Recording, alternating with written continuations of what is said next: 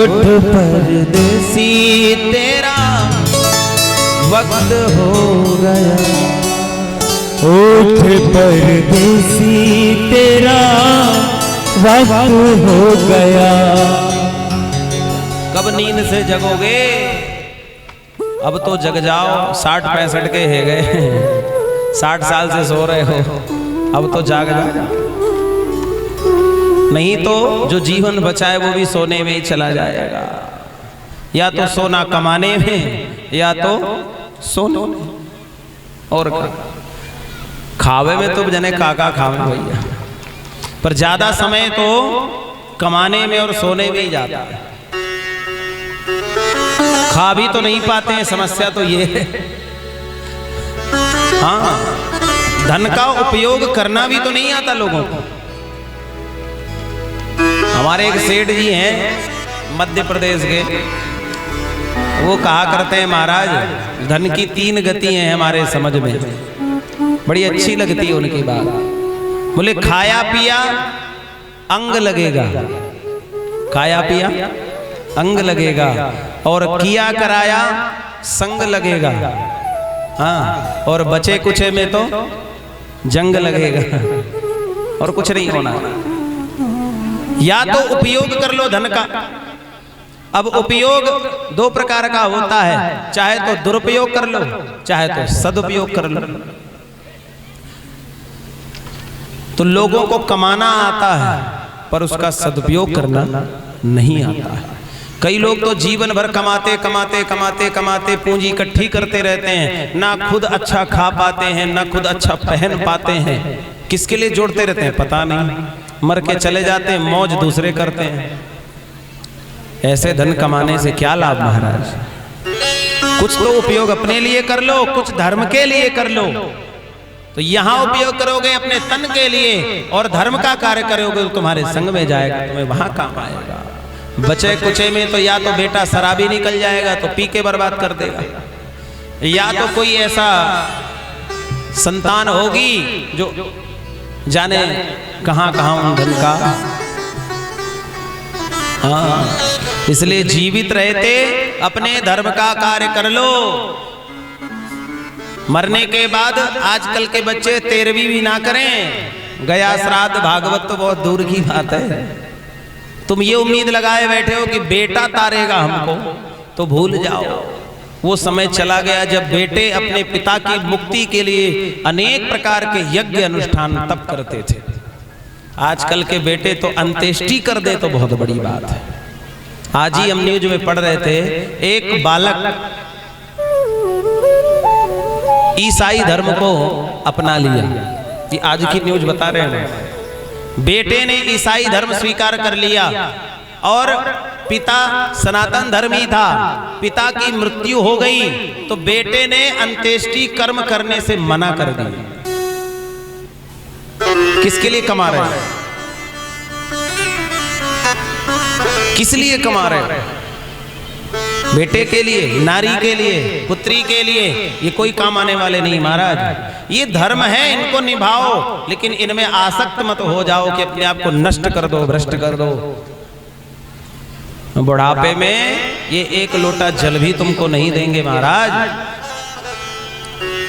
और यूं और कहेंगे, अगर बीमार पड़ गए, खाट में पड़ गए, तो कहेंगे डोकरा कब मरेगो, घर कब खाली करेगो, खाटे घेर के पड़ो है, कब जावेगो।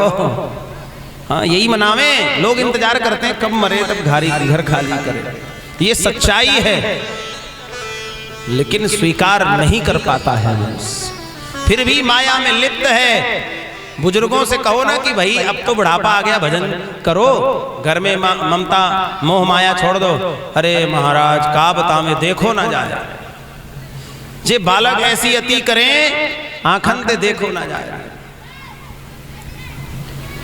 एक ऐसे बुजुर्ग बालक थे, हाँ बुजुर्ग थे और उनके पास में बालक था। वृद्ध थे और गोदी में बालक लिए बैठे थे, और वो बार बार कह रहा था बाबा बाबा बाबा। तो संत निकले रास्ते से, तोतली भाषा में बाबा बाबा कह रहा था। तो संत ने कहा है इस तोतली भाषा में कुछ तो शर्माओ जी, इस तोतली भाषा में कुछ तो शर्माओ जी, अब नाती कहन लगे बाबा, अब तो बाबा बन जाओ जी। नाती कहन लगे बाबा, अब तो बाबा बन जाओ। तो वो बाबा कह रहे मन तो करता है इसकी बातें सुनकर कि मैं बाबा बन जाऊं, परंतु जब बेटे का बेटा कहता है बाबा तो बाबा बन जाने का मन करता है, लेकिन जब बेटी का बेटा आकर कहता है नाना नाना नाना तो विचार बदल जाता है फिर बाबा बनने का मन नहीं करता। तो ये प्रवृत्ति है वृद्धों की। तो भैया भजन करोगे तो सब कुछ संभव है। इस अजामिल का उद्धार हुआ। इसके बाद श्री सुखदेव भगवान आगे षष्ठम स्कंद में वृत्तासुर की कथा सुनाते हैं। वृत्तासुर बहुत बड़ा दैत्य था, लेकिन भगवान का भक्त था। एक बार गुरु बृहस्पति का अपमान करने के कारण गुरु बृहस्पति अदृश्य हो गए। तब दैत्यों के गुरु तुष्टा के पुत्र विश्वरूप को यज्ञपति बनाकर देवराज इंद्र ने यज्ञ किया। और विश्वरूप के पास एक ऐसी विद्या थी नारायण कवच नाम की, जिससे स्वर्ग की संपत्ति पुनः श्री सारे संपत्ति ऐश्वर्य पुनः इंद्र को प्राप्त हुए। परंतु विश्वरूप ने क्या किया, मन ही मन आहुति दैत्यों के लिए देते और ऊपर से इंद्र के लिए आहुति देते। इंद्र को पता चल गया, उसने वज्र से सर काट दिया विश्वरूप का। तो इंद्र को ब्रह्म हत्या लगी। ब्रह्म हत्या से छुटकारा पाने के लिए इंद्र ने तपस्या की। तब यह ब्रह्म हत्या 4 भागों में बांटी गई। पृथ्वी ने लिया, जल ने लिया, वृक्षों ने लिया और चौथा भाग स्त्रियों को मिला। जल में जो झाग होता है ब्रह्म हत्या का स्वरूप होता है। पृथ्वी में जो ऊसर भूमि होती है ब्रह्म हत्या का स्वरूप होती है। वृक्षों में जो गोंद होती है ब्रह्म हत्या का स्वरूप होता है। और माताओं बहनों को जो मासिक धर्म होता है वो ब्रह्म हत्या का स्वरूप होता है। इसलिए उस अवस्था में भगवान की सेवा नहीं करनी चाहिए, रसोई में प्रवेश नहीं करना चाहिए, भोजन प्रसादी नहीं बनाना चाहिए। ये सब चीजें आजकल के मॉडर्न लोग नहीं समझते हैं, नहीं जानते हैं, मानते नहीं हैं। उसका दुष्परिणाम ये है अनेक प्रकार के रोगों ने हमारे घर में डेरा डाल दिया है। इसका वैज्ञानिक तात्पर्य भी है, ये केवल शास्त्र की बात है ऐसा नहीं है, इसका वैज्ञानिक रीजन भी है। लेकिन मानो तब शास्त्र आज्ञा करता है 5 दिन तक भगवत कार्य नहीं करें, मंदिर नहीं जावें, रसोई में नहीं जावें। 7 दिन तक ठाकुर सेवा नहीं कर सकते, 3 दिन तक रसोई में नहीं जा सकते, चौथे दिन स्नान ध्यान करके तब रसोई में प्रवेश करें। ना कोई कहता है ना कोई मानता है। भागवत में वर्णन है, हमारा कहने का फर्ज है, मानना ना मानना आपकी इच्छा है। इन सब धर्मों का पालन करना चाहिए, इससे घर में शुद्धि रहती है और बीमारियां कम आती हैं। जब विश्वरूप को मार दिया तो तुष्टा ने विचार किया कि इंद्र को मारने वाला पुत्र उत्पन्न करूंगा, पर मंत्र की अशुद्धि के कारण इंद्र से मरने वाला पुत्र पैदा हो गया, जिसका नाम पड़ा वृत्तासुर। भगवान की तपस्या कर अनेक वरदान प्राप्त किए और इंद्र से युद्ध हुआ, लेकिन वृत्तासुर मर नहीं सकता था। तब महाराज महर्षि दधीची की हड्डियों के द्वारा वज्र बनाया गया और उस वज्र के द्वारा ही इस वृत्तासुर की मृत्यु हुई। मृत्यु से पहले जब युद्ध हो रहा था तब इसने भगवान ऐसा भयंकर युद्ध इस वृत्तासुर ने किया कि इसके युद्ध की कौशलता से भगवान बड़े प्रसन्न हुए। और भगवान ने इस वृत्तासुर से कुछ मांगने के लिए कहा। तो इस वृत्तासुर ने भगवान से क्या मांगा, बड़ा सुंदर, यह है तो दैत्य, पर भगवान से क्या मांगता है। अहम हरे तव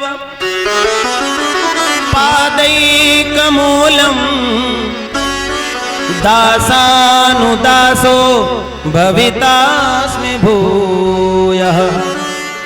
मनः स्मरेता सुपतेर्गुणास्ते वृणीत वा कर्म करोतु कामः।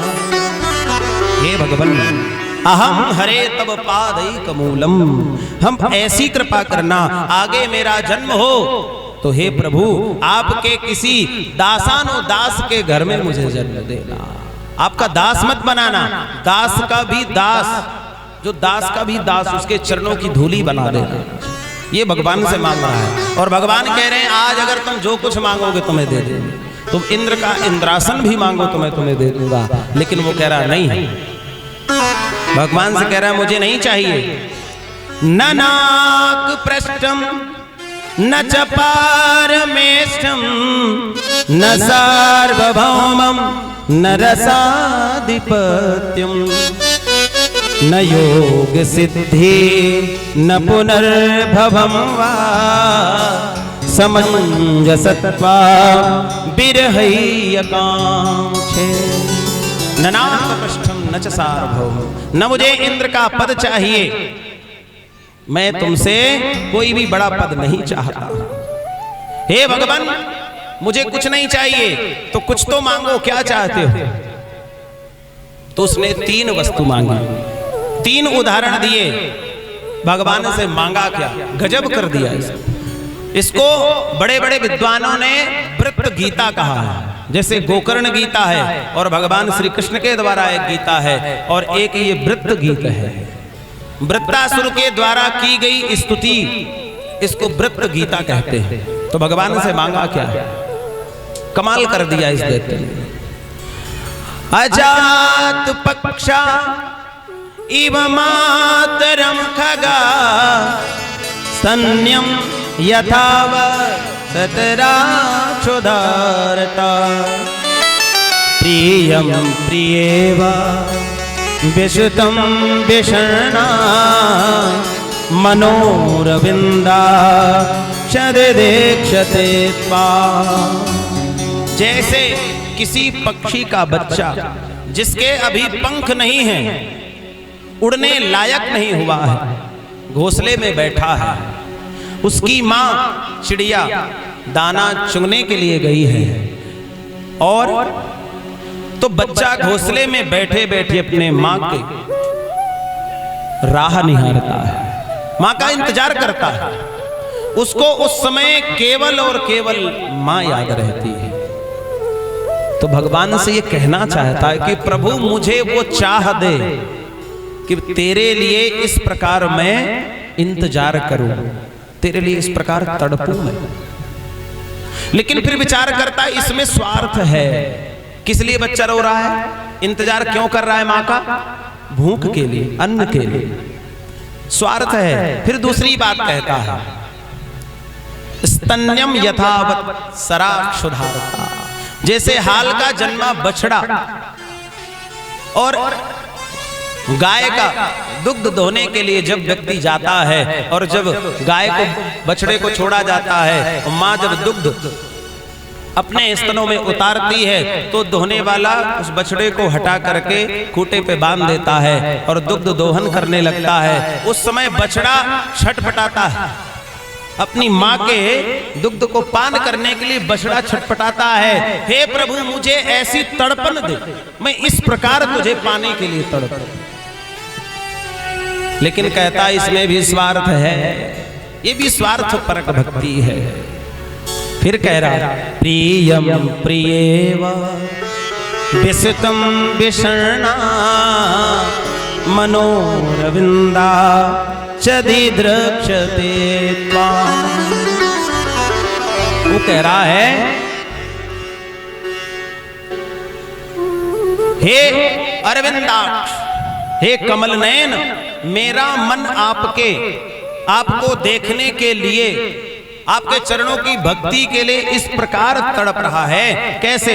जैसे किसी प्रियतम का पति उससे दूर विदेश चला गया हो, उसकी प्राण वल्लभा पत्नी उसका इंतजार कर रही हो उसे प्राप्त करने के लिए, और वो आए नहीं वो इंतजार कर रही है पर उसे वह मिल नहीं रहा है, तो वो तड़प मुझे दो।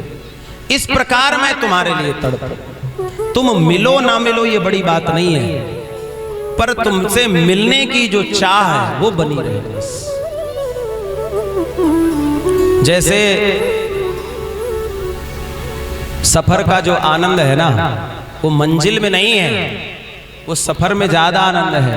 जैसे किसी वस्तु की चाह है और वो वस्तु प्राप्त हो जाए तो वो उतना आनंद नहीं रह जाता जितना उसकी वस्तु की प्राप्ति में चाह होती है, आनंद होता है। वो प्राप्त होने के बाद आनंद चला जाता है, खत्म हो जाता है।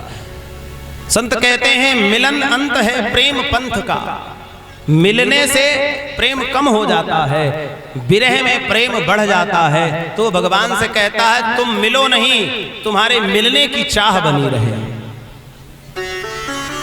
ऐ श्याम मेरे दिल को वो मर्ज लगा देना, ऐ श्याम मेरे दिल को वो मर्ज लगा देना। हो दर्द तेरा जिसमें फिर भी न दवा देना। भगवान से कह रहा कि हे श्याम सुंदर, ऐसा दर्द दिल में जगा, परंतु दर्द तो हो पर उस दर्द की दवा ना हो। वो दर्द बना रहे, उसकी दवा मत करना। मेरे सवालों का जवाब दे बरसों में, इस तरह मजा इंतजार का ना मिटे। तो ये विलक्षण भक्ति है जो भगवान से कुछ नहीं चाहते हैं। इस बात को समझने के लिए हृदय में प्रेम होना चाहिए, नहीं तो ये बात गले से उतरेगी नहीं। ये जो रसिक होते हैं, प्रेमी होते हैं, वही इस बात को समझ सकते हैं। जो भगवान से किसी प्रकार की कामना नहीं रखते, जैसे गोपियों का प्रेम, राधा रानी का प्रेम, हनुमान जी का प्रेम, ये विलक्षण प्रेम है। वहां सिर्फ अपने प्रियतम का सुख देखते हैं। जब से बांके बिहारी हमारे हुए, जब से बांके बिहारी हमारे हुए, तो गम जमाने के सारे किनारे हुए। जब से बांके बिहारी हमारे हुए, जब से बांके बिहारी हमारे हुए, जब से बांके बिहारी हमारे हुए, हम जमाने के सारे, हम जमाने के सारे किनारे हुए। जब से बांके बिहारी हमारे हुए।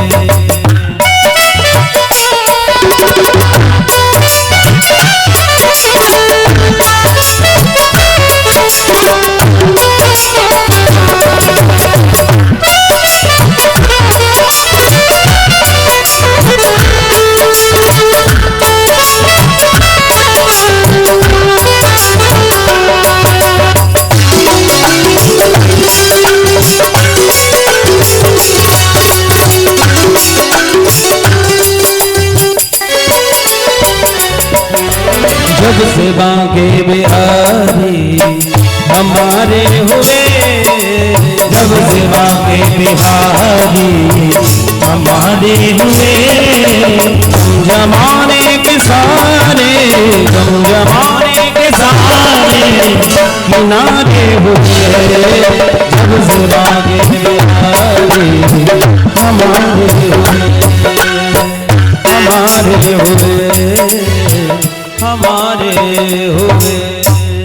बोलो बांके बिहारी लाल की जय।